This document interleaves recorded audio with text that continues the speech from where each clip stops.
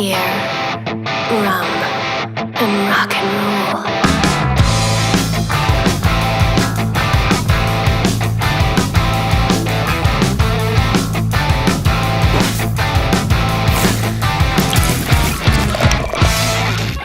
Beer, rum, and rock and roll.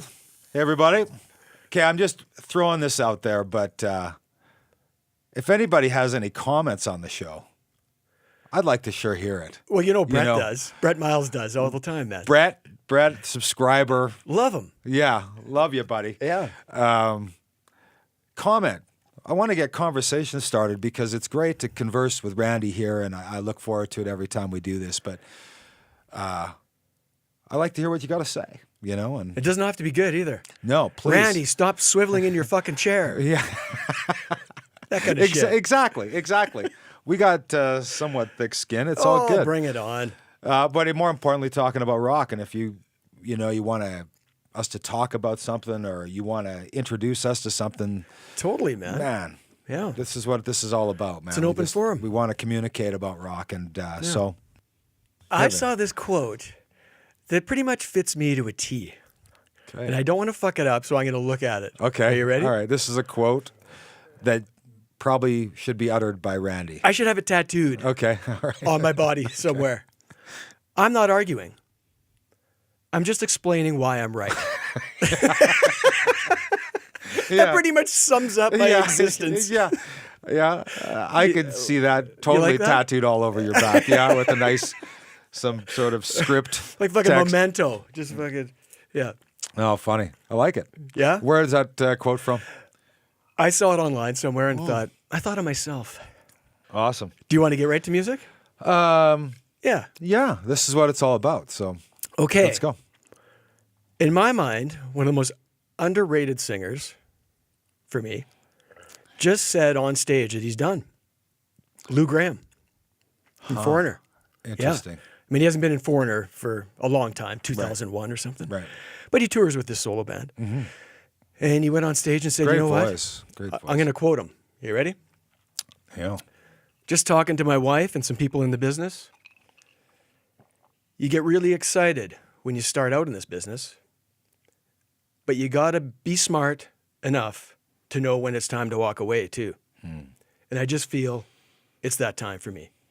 And man, you got to respect that, right? I wish a lot more did it. Oh, dude, tell me about it. I know. Right? I mean, I'm sad, but happy at the same time. He's got a legacy. There's enough material for us to Yeah. go back and reminisce and listen to and feel the power of his voice and the songs, and there's a big catalog. Yeah. So you are a fan? Like a lot of people diss Foreigner. Those first 4 albums, I love them, man.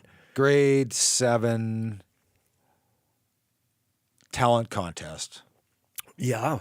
I'm in there playing my guitar and singing Desperado. Okay. Okay. Grade 7. Sure. I'm in grade 7. That's pretty good. And I forgot the words. Kind of about halfway through. And now you got to understand a grade 7 kid singing an Eagles tune in front of a bunch of grade 9ers. Guitar down, ran out. Really? You never told me this, man. No. That's Wow, it's true confession time. ran out Yeah. and mortified I bet. because I thought I had this dialed. And this was my first public performance outside of, a family thing or whatever. Went back, never finished the song. Like you went back that afternoon? I ran out and then came back in. Gotcha. And grabbed my guitar and Right. I don't know what I I can't said. believe you went back in. That took balls. After a teacher came out and talked to me and Calmed you down. yeah, it was pretty emotional, man. Sure, yeah. But my point is about Foreigner is the winner of the talent contest was an air band to Jukebox Hero. And I was there watching it because I did come back. It seemed like the greatest thing, because that was my first listen to this song. I hadn't even heard it. Right. And I just, the power of that song for me at that time and the emotional state I was in. Right. I definitely know his music. And I'm like, how is this relating to Foreigner? I I'm know. like, but I was in an that's emotional state, and that visual. You know how you get little snapshots of your past, Yeah. just small ones. Like a frame or Yep. not really movement, just a frame of little moments in your life that you'll never forget. Yeah. And I remember them. They had this this wheel. This is a snapshot. Of this my memory, but Yeah. a wheel with sparklers on it, Okay. part of their air band, right? They had some production. It was in my mind. No jukebox anywhere? No. Well, not that I can recall. I just Right. remember them spinning this thing, and it's just Sure. it started out, and then the song happened, and I mean it was great. Right. Anyways, that's my first introduction. That's pretty cool, to man. Hey, him, I've known you a and- long time. You've never told me that. No. I just don't think he gets mentioned enough. Like, man, this guy is a powerhouse vocalist, man. And of course, he had a benign brain tumor removed, and it really screwed him up, gained a bunch of weight, and he had some hard things to deal with. But man, back in the day, oh my God, this guy was unbelievable. And as usual, no segues. We're just going to go right to something else. Go. Latest Blu-ray I have, Volbeat. Oh yeah. Now, what's interesting about this is brand new on Blu-ray. It's awesome.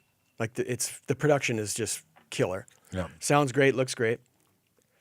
Well, they're coming here, as we said in a previous show with Godsmack, playing Yep. a casino that holds about 2,300 people. Right. This show, they're headlining in their home country of Denmark in Copenhagen, 48,000 people.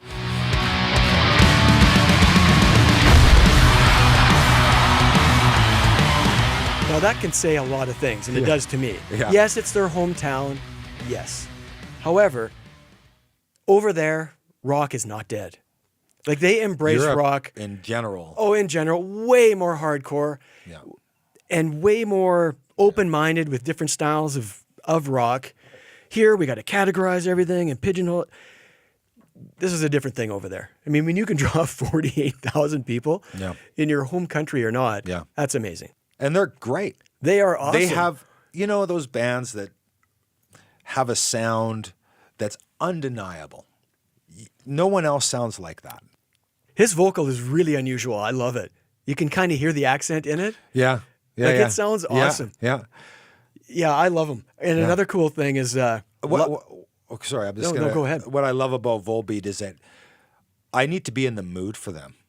yeah, But when I'm in that mood, bring it on. it's, Yeah.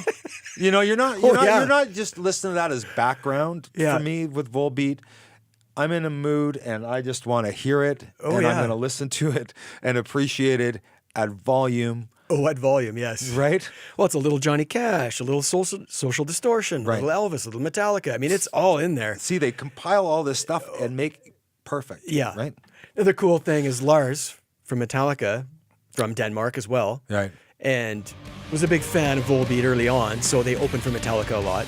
He shows up and does a song, drums, and they do a... I got to check this out. Yeah, they do Is this new? Brand new, yeah. Brand new, right? They do an abbreviated version of Sandman, too. But yeah, the crowd goes crazy. And, Huh. yeah, it's pretty cool. Well, I look forward to it. They're the first, Yeah. just one more stat, first band from there to sell that place out. So there First you go. Danish band to Yeah. sell it out. To sell that place out, yeah. So that's pretty I cool. believe it. Yeah. I believe it. Okay. You're going to love this. Randy is bringer of goods today. Bringer of goods. Now, the camera's probably not picking this up, but it's the embossed Right. album cover of Appetite for Destruction. This is the super deluxe box set. Okay. There's one above this that's insane. It's like a big handmade cube, and it's about $1,200. Okay.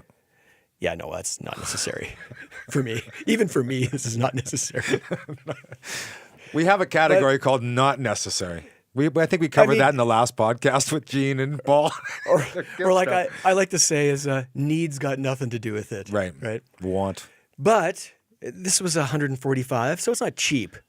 You open this bad boy. Oh, I like the way it opens. Yeah. It's like, this is candy. You know how kids have these websites for unboxing of toys. Yes. And they make bazillions of dollars doing it. I'm like Ryan. Right? Right? This is the new version of this on Beer, Rum, and Rock and Roll, the unboxing of box sets. Exactly.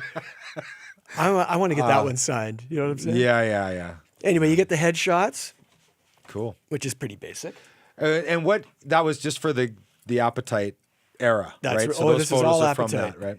You get the replica tattoos, Cool. right? Which, of course, I'm going to keep right there. Yeah. Flyers. I mean, this stuff is pretty fucking cool, right? Right. You'd have to have seen that on a pole or a box or something at the time to even remember it. More ticket stubs. The original album cover, which, of course, as we all know, was banned. Right. Yeah. I can't imagine why. I know. I've seen that image so many Right? times, and it's a good one. You get the poster, which I don't really fully get, because if you unwrap this, who wants a poster with a bunch of creases in it? That's just me. Right. Okay, that's all fine. That's all little perks. Right. Here's why I wanted it. Well, you get a kick-ass book, Right. right? You get the book. Great photos, blah, blah, blah. But you get the album remastered yet again. And How many times has it been remastered? I'm Do you know not this? sure. And you get the Sound City demos Cool. Sound City, man. and the 5.1 mix. This is what I wanted. Right. And you think, well, what's 5.1 going to add to a straight ahead rock band? Well, I threw it on. I mean, you need a decent system, which, as you know, I do have. Mm-hmm. So you have to have that. But I throw it on. It's like I'm hearing it for the first time again. It's unreal. Like if you close your eyes, there you can picture where they are in the fucking studio almost. Like there's Axl, there's Izzy, Slash is there, Duff's there. Like the separation of the instruments, you just feel like you're in the fucking room, and it's wicked. I'm a big fan of Like- surround sound. I mean, we mix it here for film, and that's part of what I do. I appreciate that. You have to be in that environment and ready to listen in that world. Yes, And it's a commitment. When you're there, Yeah. but you have to be committed. Yes, right? you do. But I love the fact that they're offering it.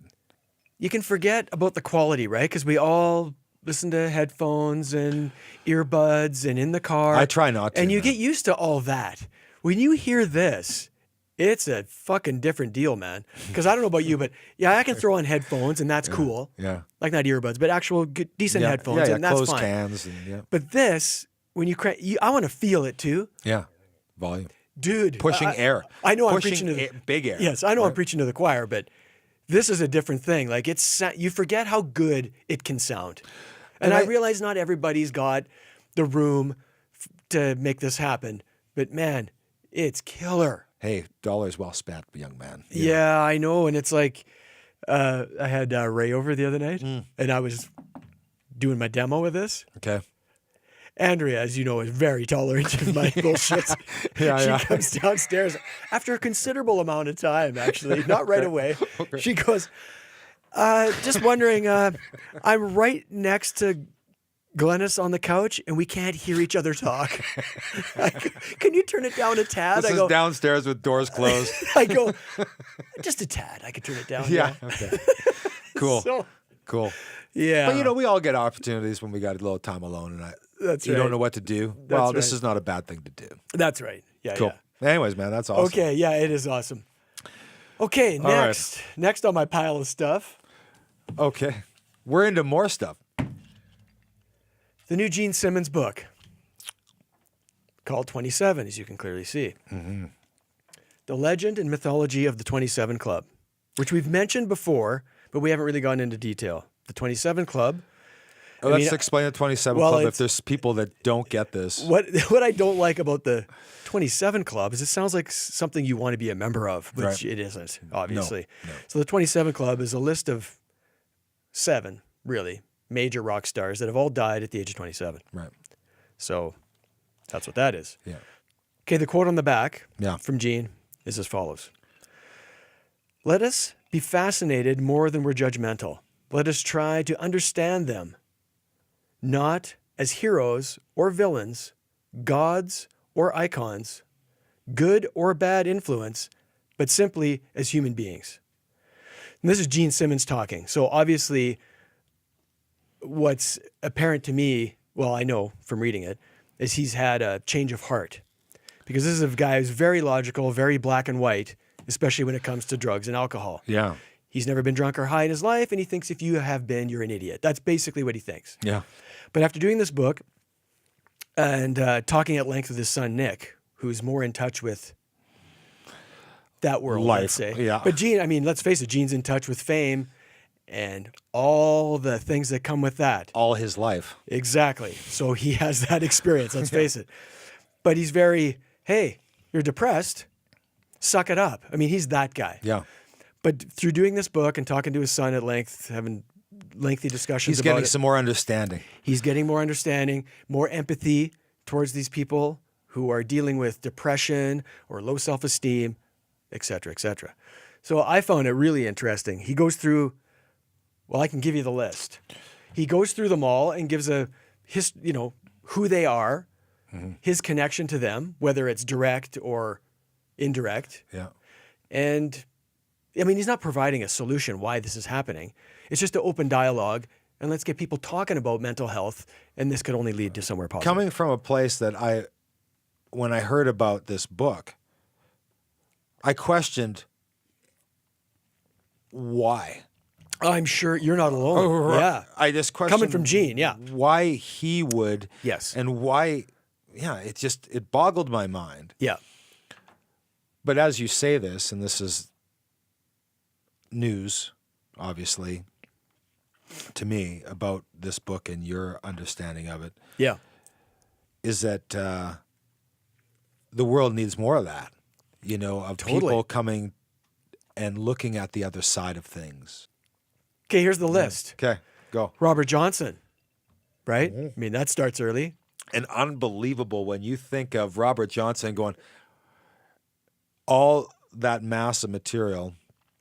Well, it's not that massive, but it's Right. there's It's certainly been material mined. that exactly. Yeah. He was 27. It's so fucking raw. Like, oh my God. Wow. Yeah. And to have that sound and that lyrics and How about the influence? Like, wow, my well, God. but he was the first or one of the first. They all mention him. Everybody. For sure. Right? Well, because he had recordings too. There's probably Right. about how many guys like that never had the opportunity to do Perhaps, it. yeah, that's I'm true. thinking Right. he was the poster boy for. And he sold The his soul star. to the devil at the crossroads. Oh yeah. Next, we got Brian Jones, Right. Yeah. right? That's a really sad one because super there's sad. footage, as we've all seen, where his eyes are little slits. Like, he's so fucked up. Yeah. And super talented. Oh, dude. Multi-instrumentalist. Just the Stones, in my opinion, probably wouldn't do what they did. That is tough to argue. You think of Keith and Mick right away. He was equal to them at the beginning. I agree. Totally. But man, when you get Mick and Keith telling you got to get your drug problem together, you got a You real got a fucking problem. Like, dude, I know. you've got to check yourself Yeah. when Keith's telling you to slow down. Yeah. Because you can only... So what kind of pain was he in? Or was it just addictive personality? I mean, there's so many reasons. He we was don't very have to get into that. self-destructive. He Yeah, had that. obviously. Right? That's he didn't... I think Cobain was like this too. He didn't want to be famous. Yeah. Well, you're in the wrong line of work then, Yeah, dude. yeah. He had issues, Yeah. which is, of course, a very vanilla way of saying it, but Yeah. he did. Janis, Yeah. right? Same thing. Yeah. So again, heroin, booze, all that. And have you seen that documentary? Highly recommend that one. I think I have. Again, just insecurity on a massive scale, Right. And could never shake it. Yeah. So she would just numb herself to make her feel cool. Yeah. Yeah. It's a really well done doc. Odd for her because when you see her on stage, Oh, that's so typical, right? right? It's Yeah. very typical. Yeah. I guess it's not odd. Yeah, it's very much. Well, odd to you and me. Yeah, of course. Yeah. Yeah. The voice, the movements, the attitude, there was, again, captivating. Yeah. Not just standing there with a nice voice, or which her voice was, people wouldn't put in quotes nice. Not at all. That's why I love it. Yeah. Just got soul, right? Yeah. It's just all from within. And in that same Jimi Hendrix, man, same thing. Quiet, shy guy. You would never think that, right? And he played in bands, and he was around people all the time. And he had the wrong people around him all the time. That's another part of his problem, right? But you got to look at that time, Fuck. though. You got to look at the time. Sycophants just hanging off this fucking guy. Short window, but you got Brian, Janice, Jimmy. These people all within the 60... And, well, we'll get to Jim. Of course. All within 3.5 years, man. See, this is that small window. They're all dealing with the same shit. And it was mind-blowing what they were going through at the changes in the world and the changes that you were able to be a part of. And, of course, when that kind of stuff happens that quick, there's going to be some people that get kind of run over. To your point, it's uncharted territory, right? Yeah. Like as time goes on, I mean, there's no fucking Betty Ford back then. Maybe some of these people could have got saved. You know what I mean? It's unconquered ground. Yeah. All that adulation and anything you could possibly fucking want. Like Morrison, it's the next on the list. Yeah. People are throwing drugs at him on the street. Yeah. And he's doing them on the spot. Yeah. And it's part of the whole rock and roll ethos, right? Mm. Like, I can quote you this. The Who, I hope I die before I get old.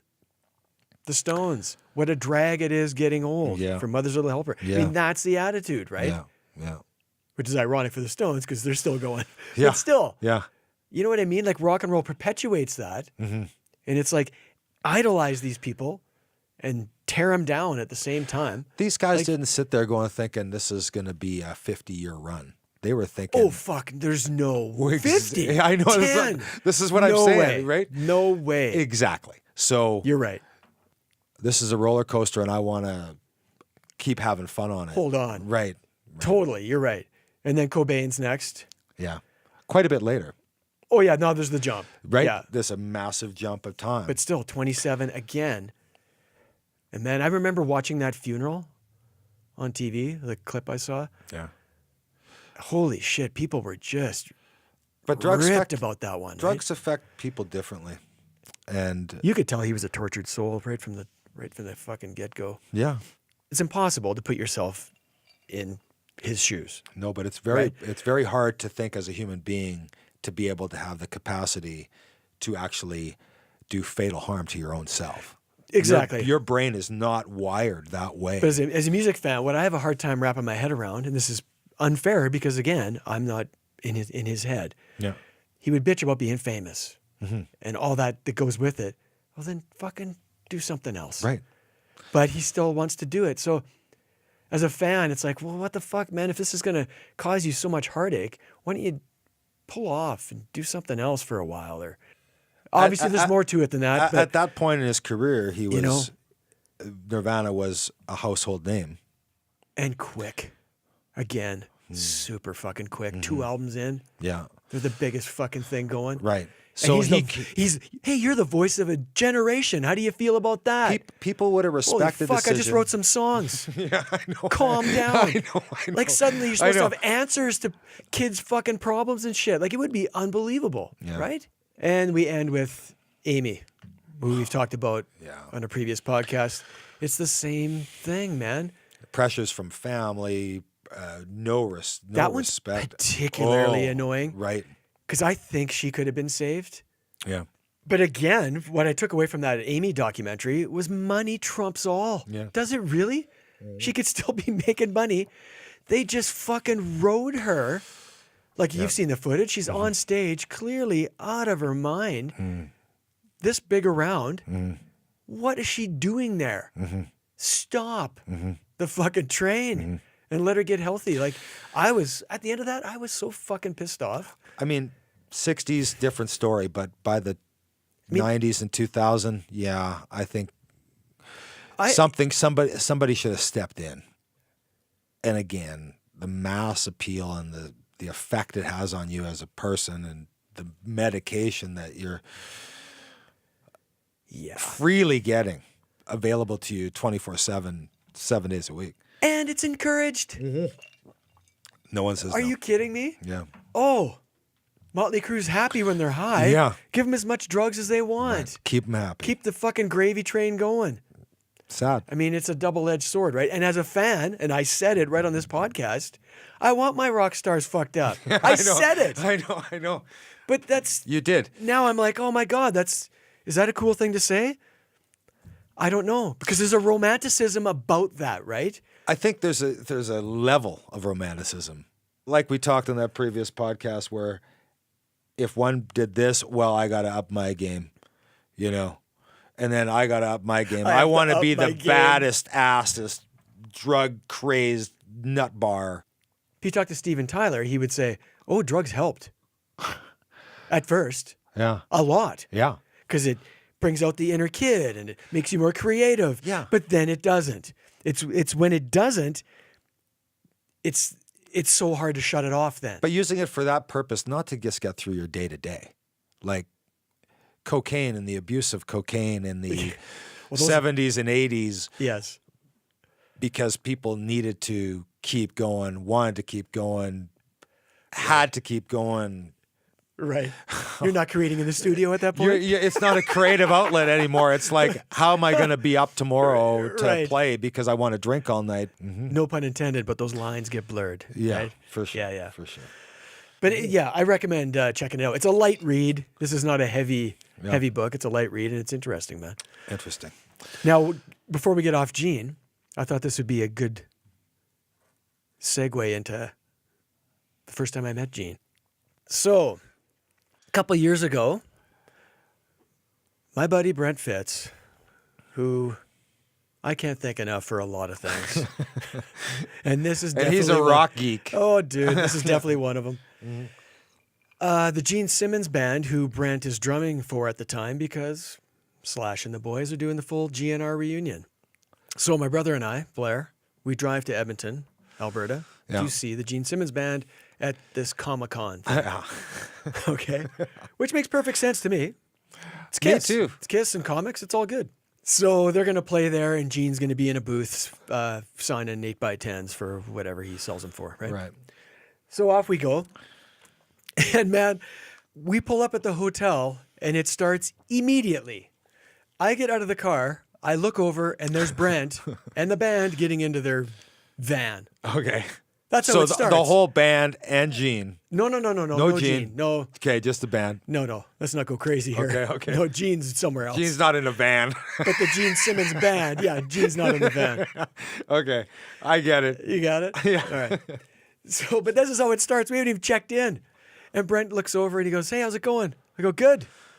He goes, man, our vehicle is fucking packed. Can you and Blair take Gene's bassist to the gig? I'm like, can we take him to the gig? Yeah, we can do that. We got room. Okay. So we throw Gene's basses into the trunk and off we go to the Agricom. Okay. That's how it starts. So we get to the gig, drop off the equipment. They're getting the dressing room ready. In the meantime, we're walking around the Comic-Con with the Gene Simmons band. Sans Gene. Gene's doing his signing thing. Sure. And it was awesome. The people watching was great. Met these guys. They're fantastic. They're all from Nashville, except for Brent. Okay. They're in a really awesome cover band there called the Rock and Roll Residency. And these guys know every fucking rock song you can imagine. Sure. You could not throw these guys. Play this. Done. Okay. So they know the Kiss catalog inside and fucking out. Right. So I think Gene met Ryan, who's kind of the band leader, met him on a Kiss cruise. They were playing a Kiss cruise, and he said, hey, can you put a band together for me? I'm going to go on the road for the first time. Right. Gene's never done a solo band before. So that's fucking cool. Paul Stanley's done it a couple times. Gene has not done it. And he's going to play really obscure Kiss tracks. It's going to be great. Yeah. Anyway, Brent goes, well, why don't you guys go back to the hotel, do what you got to do, check in and that, and then come back for sound check. I'm like, well, why don't we do that? Why don't we? Sure. I wanted to go to Arby's and get myself. I'm a little hungry, but sure. So we go back, we do our thing, go back. Gene doesn't do sound check, of course. It's just the band. Right. But that's fine. Yeah. Like, we're not just watching, we're on the stage, right? Hanging out, picking up the guitars, shooting footage. Yeah. It was fucking wicked. Awesome. And these guys are playing Kiss tracks. Like, they know Kiss stuff better than Kiss does. Like, they know everything. And you're here in stage volume. Oh, dude. It's a different experience, right? When you're up there. It was awesome. Yeah, cool. There was another friend of Brent's there, and we got to know him pretty good. He's a good guy. He plays bass for Harlequin. Oh, Yeah. So Okay. he's with us. Well, they say to him, hey, we need a bass player for sound check. Here's Gene's axe bass. Can you play it? Can you play Cold Gin or whatever? He's like, yep. So he gets to play bass for the sound check while Blair and I watch it. It was just really, really cool. that's pretty cool, man. Yeah. This is all gravy. I just want to go to the gig and say hi to Brent. That's it. If we meet Gene, any of this happens, it's all gravy. Right. Well, there was a whole fucking boatload of gravy going on. Well, the bass already was Oh, gravy. dude. Unbelievable. So we go back to the dressing room. We're hanging out Yeah. and shooting the shit. And immediately, I mean, the way I do things, I just start talking about music. And immediately there's a shorthand there, like not unlike yourself. When I first meet somebody, we just start talking about music. And these guys are awesome. They know everything you do. Right. Common ground. Common Everybody's ground. comfortable. It's awesome. Very comfortable. We're invading their space, but they know you're cool. And it Right. was all good. Having a couple beers. And Gene walks in. Gene Simmons Stomach. walks in. Oh, dude. But here's the key. Like I said before, it's up to them how comfortable or uncomfortable you are, Right. right? Right. It's not just up to you. Right. He walks in. Just as he walks in, my brother's getting up to get a beer. Right. Okay? And just as my brother gets out of his chair, Gene goes, oh, no need to get up. No need to get up. Right away. Laughs. Hey, how you doing? Sure. Your brother just won. Oh, dude. Why did it have to be me? Yeah, exactly. Why me? It was perfect. Put you at ease. Yeah. He ends up sitting down, talking about the set list with the band, and Blair and I and this other guy, God, his name escapes me. Doesn't matter. Are off to the side, mine being cool, right? You don't want to be fanboy, Right. right? So you're being cool. They're talking about the set list and doing some stuff. And I just pinching myself. There's the demon, Right. right? I must say, for me, like my inner 12-year-old is going bananas, but there was a bit of a disconnect between this guy I'm looking at and the guy that was all over my room as a kid. Yeah. Posters, right? Yeah. That's the guy. I remember thinking, man, it's almost cooler that I'm meeting this guy because it felt more like Gene. Like if he was in his stuff, he would be puffed up and he would be Gene fucking Simmons and he'd probably be really arrogant and maybe wouldn't be that cool. Yeah, and that's This felt like the real guy and it was fucking awesome. Does that make sense? it totally does because Gene Simmons' first impression on you was this iconic, Oh, dude. just mind blowing, Otherworldly. mind blowing, Yeah. right? I'm never meeting this guy. You want that to be in a safe place. That's right. You want that Safe here place. That's a good way of in a putting safe place. it. Yeah. And to experience the other side of it gives it even much more power, right? Yeah. Where you got this human level where you're interacting with the guy behind this that you owe a lot to in how it's impacted you and your appreciation for Right. all they did and how it impacted you, right? Yeah. And I know I've been online and I've heard a lot of stories like people have really horrible experiences meeting him. Like, you catch anybody. Well- He's a human being. He comes across I mean, Gene yes, Simmons. He's a confident man. And if you're a chick, this is a whole other kettle of fish you're going to deal Right, with, right? right. But I'm not. So I don't care about that. But he can be pretty abrasive, right? Mm-hmm. This is not the guy I met. Arrogant and all the things. He was really cool. Yeah. And you could tell. Yeah. He walks in the room. He knows that you know that he knows that you know he's Gene fucking Simmons. There's no question about that. Yeah, this kid is freaking out right now, Yeah. and I know that. But yeah. he was cool, man. So that happens, and then Brent's like, well, we're gonna have a band meeting, so you guys got to fuck off for a bit, and like, that's cool. He goes, and just so you know, like Shannon is here, his wife, so he doesn't know how much time Gene's gonna spend in the dressing room with the band.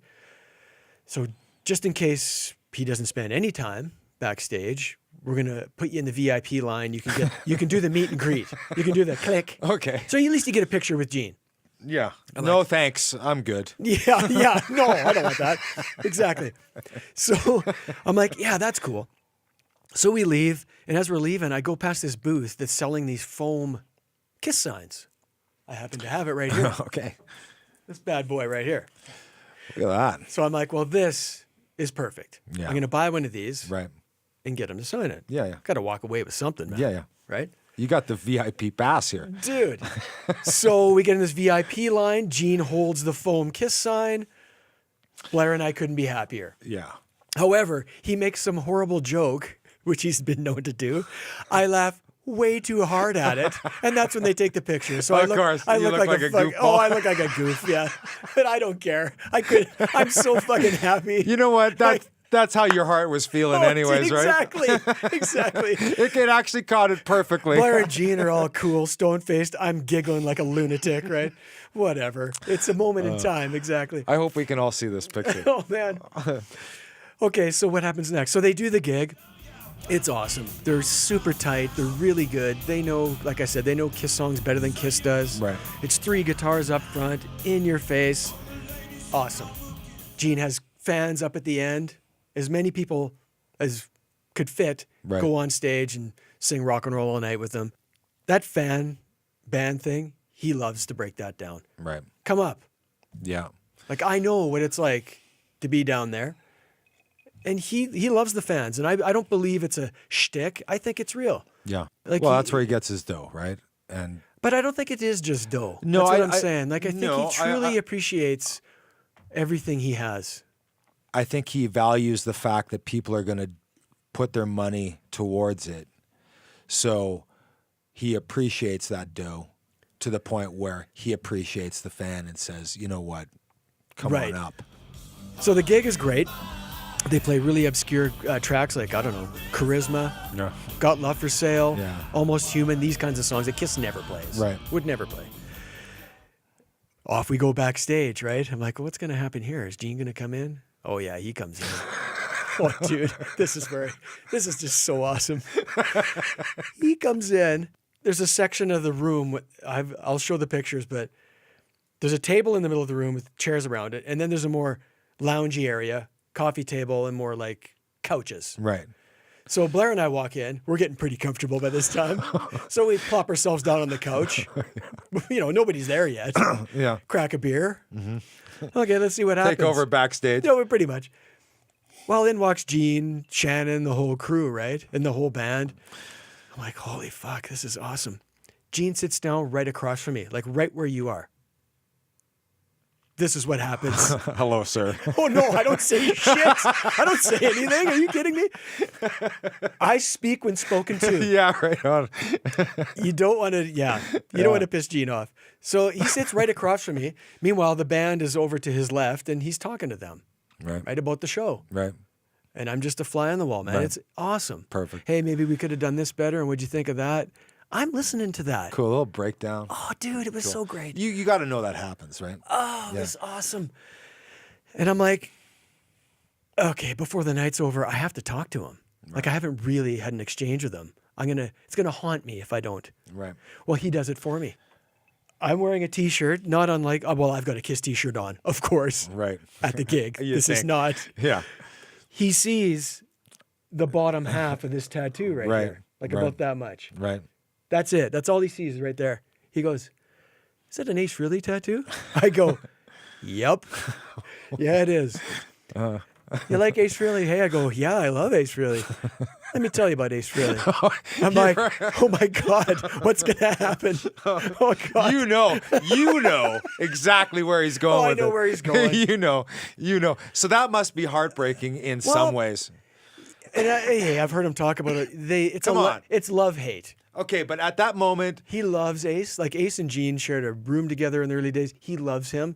He just wishes he wasn't so self-destructive, right? I get it. But as a person, as a Kiss fan, when that was the first conversation you're having with them, your heart must have just fucking broke in half. Yeah, I'm like, oh, where's this going? Well, I know where it's going. Let me tell you about the time... Ace passed out in the foyer of some hotel on the fucking plants. And I'm like, yes, Gene, I know drugs are bad. He's come a long way with the book, 27, right? Anyways, go on. Imagine, I mean, if you're him, I mean, dealing with that would not be fun. And I get it. Yeah. But so he's kind of dumping on me a little bit. Yeah.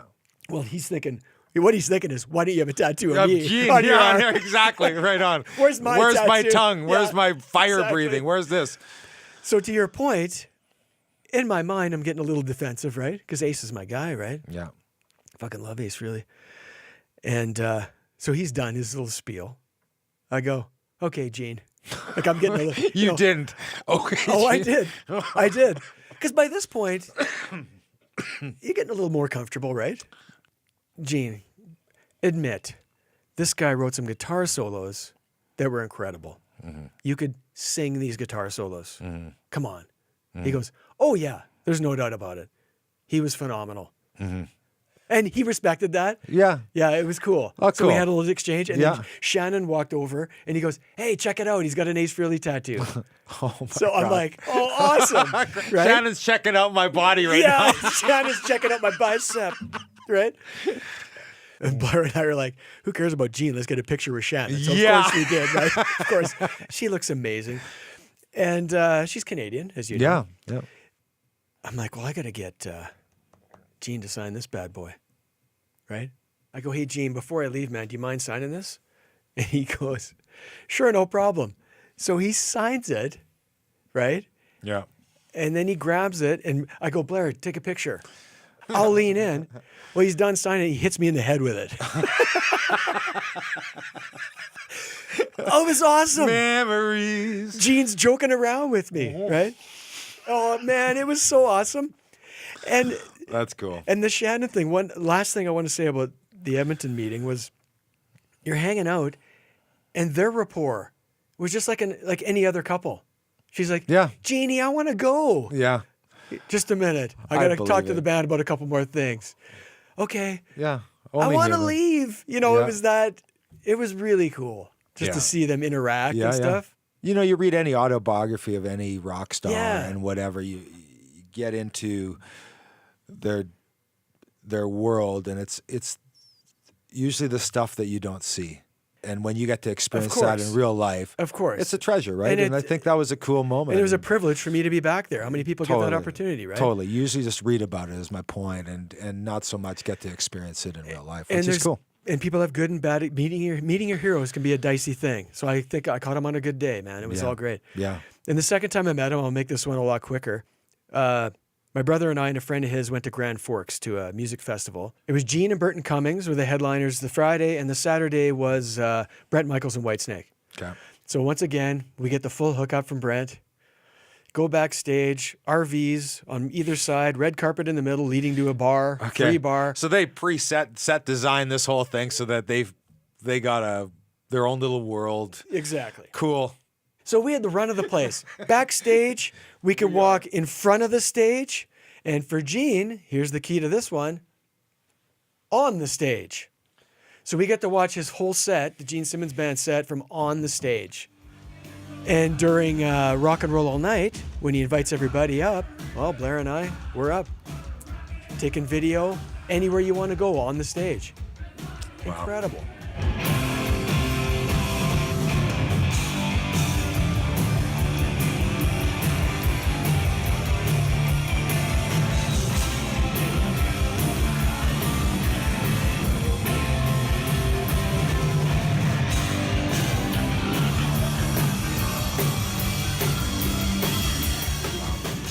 Here's the thing that was awesome. Before the gig, Gene, I see him. He comes backstage. He hangs out. It's 40 degrees there. Right. Like, it is fucking hot. He could be in his air-conditioned trailer. Right. Right up until showtime, off the stage, in the trailer. Right. None of that. He hung out, talked to everybody. I mean, it wasn't a bunch of fans back there. He had to know somebody. But he was super cool. Right. He sees Blair and I. And I go, hey, Gene, how's it going? He goes, good. I go, do you remember us from Edmonton? He goes, son. Do you know how many people I've met in my life? Son. So right away, I'm just... Son. Yeah. Oh. Well, he could easily be your dad, for sure. Pats you on the shoulder. Yeah. I go, you remember this? He goes, oh, you fucking idiots. No, I don't know if he actually remembered, but I'll take it. But he said, you fucking idiots. I'll take it. Right? Oh, man. Okay, Gene, we had to get the photo, of course. He says to me, so I got a beer in my hand. He goes, come on, be classy. Put that down. He's giving me shit. So I'm like, okay, Dad. Put the beer down. Yes, Mr. Simmons. Like, Gene speaks, you do it, right? Oh, fuck. Oh, man. It was just, man, again, it was just surreal. Yeah. He's just hanging out. Yeah. It was unreal, man. Yeah, and believe me, the average rock fan is not going to get anywhere near that kind of. And I never thought in a million years I Right. would. It's all thanks to Brent Fitz, man, and he's just a great guy. But you know what I feel like? I feel like I've paid my dues long enough. Shit started to happen to me. That's what it feels. You are the defender of the faith, brother. You are the defender of the faith. It kind of feels a bit like that. Oh, you know who I met? One more thing on that festival. I did meet David Coverdale. Right, because you mentioned the trailer. Yeah. Nothing like Gene, though. Like, it's like, hey, DC, how's it going? Good. Can I get a picture? Sure. Click. Done. Like, he's not... Yeah. Shit, he's not... But still... He doesn't want to know what you think of Burn. But like, still, you're in, you know, summer hot night, backstage in the middle of nowhere, and you're hanging intimately with David Coverdale. I'm in their turf. I get it. Oh, dude. It was incredible, yeah. And we're Whitesnake. That they closed the Saturday night, and again, we got to be in the space between the barricade and the stage where the photographers are. Oh, man. Yeah. Nobody near you, yeah. on top of the photographer's box. I put my drink on the stage. That's how close I was. It was fantastic. Who was playing guitar with him? Anyway, enough about that. Reb Beach. Oh, yeah. And Joel Orchestra. Well, there's some serious guitar playing going on there, man. That's all you got to know. Yeah, you know these guys. Tommy Aldridge is on drums. Okay, cool. Still doing it. Still hitting just as hard. Awesome. Yeah. And Coverdale was just killer. It was great. Wicked. Another just one for the books, right? No segue again. Let's talk about this guy. Yeah. Okay, so I just recently watched Springsteen on Broadway on Netflix. So did I. Okay. So when I first heard about this, of course, I wanted to go to the real thing. But it's expensive, man. Going to New York City alone is expensive. It was $1,000-something a ticket or something. Well, let me tell you. Let me give you some stats on the Springsteen on Broadway. He's only there for 2 months or a month and a half or whatever. Turns into 4 because it's so popular. Right. So he does 4 months at the Walter Kerr Theater. Capacity 975. Yeah. Okay, so it's not a huge room. No. So you get to see Bruce. Great old right theater. there. Yeah. Okay. I understand that the reason he wanted to do it in an old theater. That's his thing. Not only that, why tour when they can just come to you? Yeah. Right? It's kind of like the Vegas residency. I get it. Why? He's from New Jersey, which is just down the road. You can just drive over. Exactly. Yeah, yeah. Why tour it? Yeah. 180 shows. Okay. Okay. That's 5 days a week is what I understand. Right. Right. Yeah. That's crazy right there. Right. $75 to $850 a ticket. Face. Yeah, face. I'm not done yet. There's no face here. No. The's no face. It's all sells, not when you're talking Bruce Springsteen. Yes, It's it no sells face. out in 2 seconds. Yeah. Scalped anywhere from $1,800 to $6,700 a ticket. Yeah.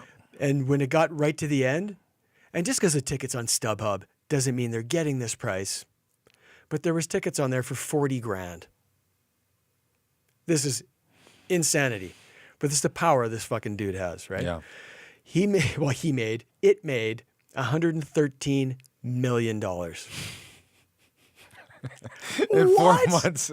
Are you fucking kidding me? Yeah. It's him and a piano and acoustic guitar telling stories.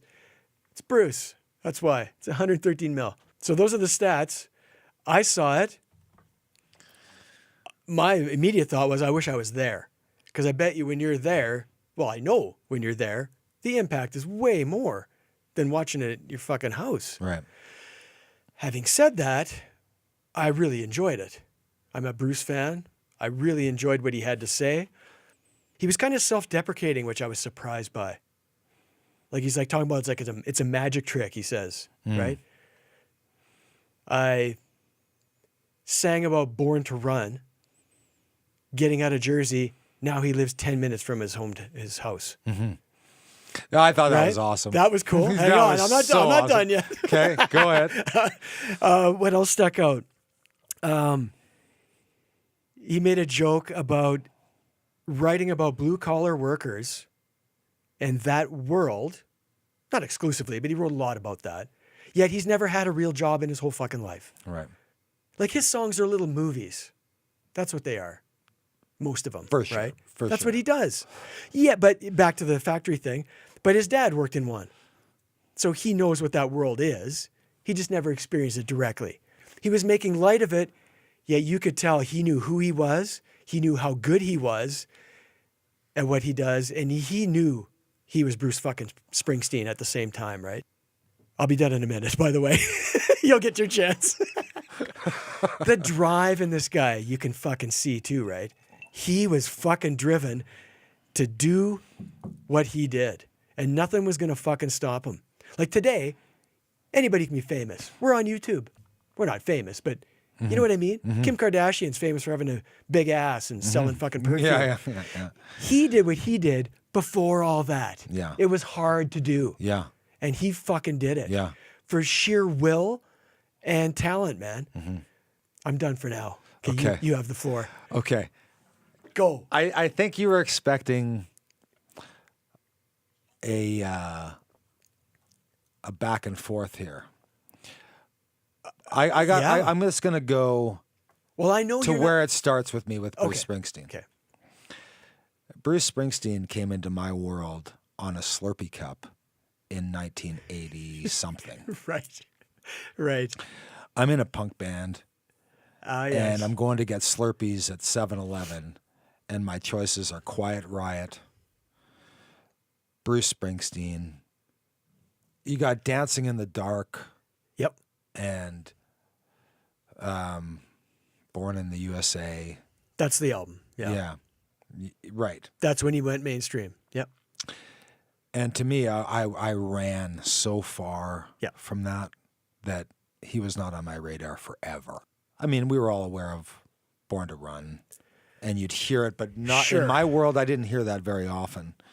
But when I did hear it, I dug it. Yep. But I still had that vision. You're of somewhere him. else. I was gone. I get Gone. it. Yep. And I don't think it was until The Rising Wow. Yeah. that I said, Okay. man, this is speaking to me in some way. And then I started to research a little bit. That's interesting to me because it's way later. That's interesting. Way later. Yeah. Way later. I don't even know if I'm into him as so much as like I'm enamored with what the hell. You go and you look at, you can find a top 100 Bruce Springsteen songs. Yeah. A top 100 Oh, yeah. of I don't know how many songs this guy has written. Yeah. And these are songs. These aren't just little ditties. And I'm looking through the visuals, and they're all based on times of his life when he was doing the early stuff to the pop stuff to the singer-songwriter acoustic stuff to the, where he is now. Well, you're bringing up a good point. I mean, he grows as an artist. Like you listen to those early albums, that's a kid. Like he'll make fun of some of those lyrics. Like Blinded by the Light, which people think is Manfred Mann. It's not. It's Bruce. It's his song. Yeah. Listen to those lyrics. Some are pretty goofy, right? Yeah. Like he's finding his way. But back then you could do that. You didn't have to be a hit out of the box like you have to now. And then I watch this. Am I going to be surprised by this review? And I can't tell you or explain to you how I was sucked in again, vortex. Yes. And I'm watching this. I'm pleasantly surprised by this. I'm watching this and his ability to play the guitar, play the piano, write songs, sing with absolute conviction. You can't turn your mind off analyzing and being sucked into the lyrics. And then connecting the dots with, in this environment on a Broadway stage, yes, with just a guitar, and using it in such a way that was so mesmerizing because it was a lot of repetitive chords sure, and vocals. And I mean, you couldn't turn it off. You couldn't turn your mind off. And the vocal is so different than the original version of those songs, right? Right. It's more talky and But the power of it that Yeah. he was presenting for 2.5 hours. Yeah. Playing slide.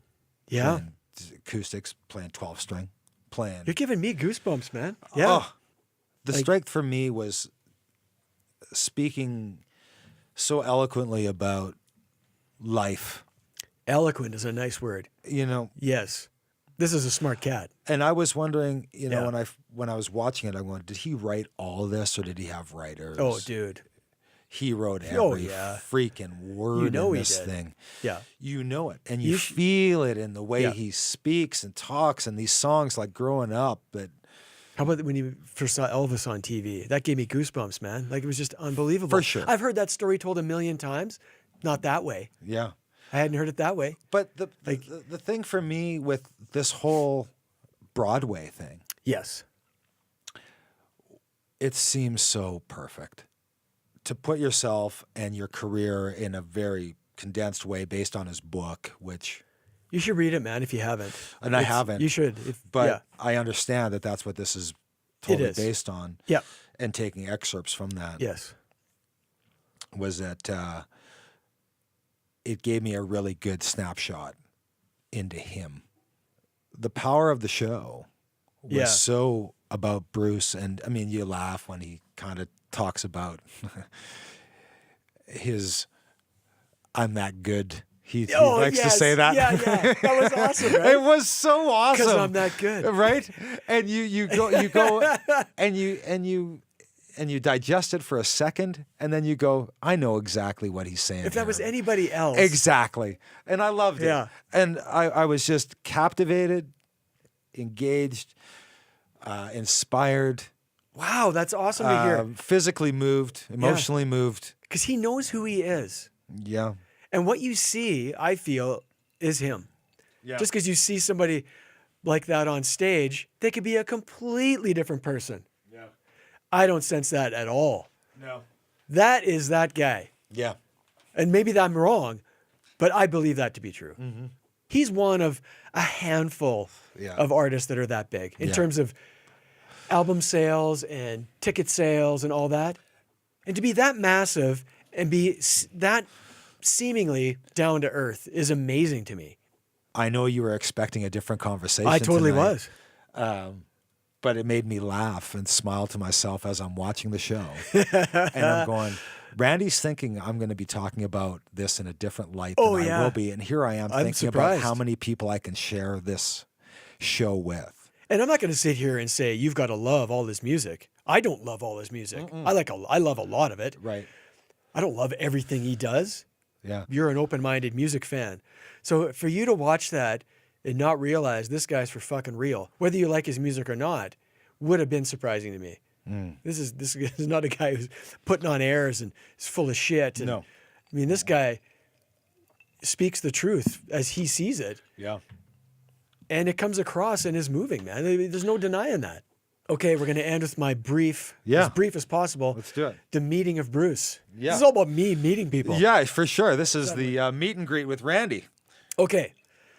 So, I used to work at a show jumping venue. Right. I don't know if This is everybody- a world-renowned Yes. horse jumping facility in Calgary called Spruce Meadows. The Meadows. I don't know if everybody knows what that means. Equestrian events. Equestrian Here we go. events, yes. Yeah. So I worked there for years. Long story short, Bruce is in that world because his daughter rides. Right. Okay? Yeah. So through the years, I became friends with one of the best female riders, Beezy Madden, and her husband, John, who They're American. you know who they are because through me. Yeah.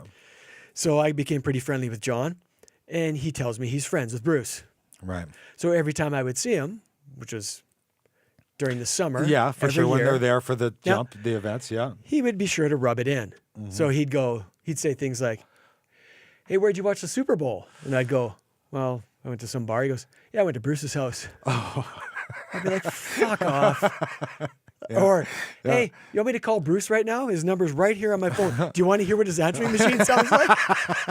He was that playful with you, dude. Hilarious. I'm like, I hate you. Because he was not a music guy. He didn't get what the big deal was. He was into horses, man. Yeah. He didn't get what the big deal was. Yeah. So we'd be having a beer, and I'd be like freaking out over this, and he'd be like, dude. He goes, he's just a guy who puts on his pants one leg at a time, just like you. It's not a big deal. I go, You felt that with Gene. I go, yeah, he does. He puts on his pants one leg at a time, just like I do. But when he puts on his pants, he plays to 80,000 people Yeah. a fucking night. Yeah. This is not a normal guy. It's an extraordinary human being. Yeah. I don't care if you're Michael Jordan or Wayne Gretzky or the best surgeon in the world. These aren't normal, everyday fucking people. Extraordinary. Yeah. They're extraordinary. Yeah. So flash forward, Jessica Springsteen, Bruce's daughter, is coming to Spruce Meadows to show jump, to compete for the summer. Okay. Okay? Okay. So immediately I'm like, is dad coming? Yeah, of course. Of course. Yeah, that's all great. Of course. Yeah. Well, it turns out he is. Yeah. Right. So What happens? this is a big property. I don't know how many acres it is, but it's fucking big. Right. Bruce is there. And Somewhere on the property. And Patty's there as well. Okay. Somewhere on the property. Okay. Meanwhile, I'm supposed to do my daily, I work for the television department. I'm supposed to produce television here. Concentrate on work. Well, I can hardly do it, right? You're calling every dude. local number. Okay, where is he right now? So I'm going about my job, doing my thing. I'm like, this is killing me. So I say to John Madden, who knows him, He's there at the same time. Oh, yeah, obviously. they're there. Okay. he goes, okay, don't be just some schmuck coming up to him. Let's do this right. Okay. Okay. do this Thanks, right. John, for the Yeah. advice. Okay, let's do it. He goes, well, on the weekend, they want to go to Banff, but they don't never been there. So why don't you gather up some info on Banff, some pamphlets and shit, be like their tour guide. Get some information together, Awesome. present it to them. This is your end. Awesome. Dude, are you kidding me? This is fucking fantastic. So, flash- Randy's going Yeah. going searching Oh, out yeah. every fucking thing about Banff right now. I'm calling the owner of the Banff Springs Hotel. Yeah. So flash forward again. It's one morning. I go up to John and go, okay. He goes, today's the day. I'm going to call him. He's in E-Barn, where Jessica's is with her horses or whatever. Okay. He's there. Take whatever you wanted him to sign or whatever. So off I go. So I'm with a couple co-workers of mine. Okay. And they're more interested in my reaction. I'm than seeing- sure. they could I care- am sure. The people I was with, these two people, they could care less about Bruce. Really. Okay. All right. They're just watching me Yeah. fucking vibrate. Yeah. Right?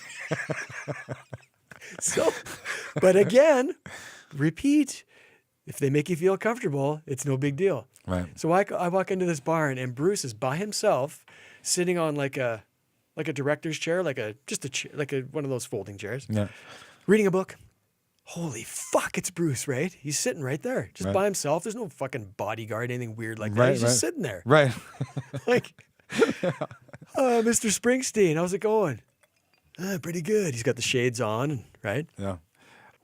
Okay, I will admit, I'm way, way more nervous than meeting Gene, for example. Even though Gene was on my walls as a kid, Yeah. you think I would be more nervous? Interesting. There's a different level Yeah. for me anyway, and Bruce is a different level. I don't know what it is, but within seconds, I'm good. Because I'm like, Mr. Springsteen? He's like, hey, how's it going? I go, well, I'm friends with John Madden. Oh, that guy. Yeah, he's a buddy. What's obviously. he telling you? Yeah. So he makes some joke, and then immediately you just exhale. Mm-hmm. Hey, he told me you guys are thinking about going to Banff. Here's some information on Banff that you might dig. He's like, hey, that's awesome. Thanks a lot. And I'd be lying to you if I remembered every word of this conversation, but that's how it went, talking about Banff. You didn't have a GoPro on your head. Oh, fuck, I wish I film. did. Yeah, I wish I did. You had a riding hat on with the GoPro on top. Hi, I'm a friend of John Madden. Or just the full camera. Yeah. Oh, fuck. So we chit chat, and then of course I get out the albums. I had two. I had Born to Run and The River. Yeah. There's The River to Randy. You could put it up on the screen. Born to Run. I got signed for Dave LaCosta, a buddy of mine who's a Bruce freak. Right. So he says, because he's not stupid, he's not just going to sign Bruce Springsteen, because that's eBay time, right? Right. I don't even want that. Yeah. I want my name No, on it. of course you do. Of He course goes, you do. Who do I make this out to? Yeah. I go, River to Randy, Born to Run to Dave. That's Right. what he does, eh? Awesome. Pleasure meeting you, blah, blah, blah. Done. I walked out of there 10 feet off the fucking ground, right? But this is early. This is like a couple days in to them being there. Right. Here's where it gets fascinating. I knew this was going somewhere. Right? Here's where it gets better, dude. So there's no security at all. Like and the press was all over him for a couple days. Fuck, I don't remember my phone ringing at all during this. You told me you didn't like him. Oh my God. Okay, I guess that's true. You're right. You were 100% correct. I did not think of you at all. I'm thinking of me as a fan now because of what just happened. But you don't need me because what I'm saying is the press were all over him. He was in every newspaper for 2 days. Bruce is there. Yeah. But I don't think people fully realized you could just go up to him. Like he would be sitting on a bench watching his daughter you don't ride. want that either though. Yeah. By himself reading a book. Anybody, and I mean anybody, could have walked up to him. Yeah. But nobody did. Yeah. Like it's not like there was a bunch of Springsteen fans descending on Spruce Meadows. Interesting. Because I don't think they knew how easy you could have done that. Right. So the days are going, I'm doing my job, and I would start seeing him. Driving a golf cart, by himself. Yeah. I passed him on the stairwell coming out of the lounge once. Hey, Bruce. Hey, how's it going? It became that. Like, it was. It's a daily occurrence. Dude, I became desensitized. It was fucking bizarre. Hey, boss. Hey, Randy. It was so surreal. Like, after that initial meeting got out of the way and Fanboy calmed down, he's just this dude on the property. Like, it was just weird, man. Yeah. That's cool. I have a huge newfound appreciation for what he has contributed. It's because you're open-minded, man. That's why. Yeah. It's very cool. I think this is good. He's an elite guy, man. Well, I think we covered... we covered a lot. We covered what we needed to today. Okay, I'm just going to reiterate that if those of you watching, comment. Let us know how you feel about the show, what you want us to talk about, what you like, what you don't like. Doesn't matter. Give me how about your brushes with fame? We want interaction and see where that goes. We're not stopping. We're show 6 of 6,000. So let's keep... I'd be curious if anybody met any of their heroes and it didn't go that good. Or it went good. Or good. Either way. Doesn't matter. Yeah. Yeah. Because it's fascinating, right? Yeah. I mean, brushes with fame, but also with something you're passionate about. And I got a couple more, but I'll save them. Yeah. I got a couple I got more. a couple too. Yeah. Yeah, it's all good. You've seen some people. Yeah, it's okay. Yeah. Today was all about me. All right. It was Randy's day today. Okay, dude. Episode 6. Beer, rum, and rock and roll. Episode 6 in the can. Yeah. And look forward to your comments. And this happy hour is closed. Cheers. Peace out.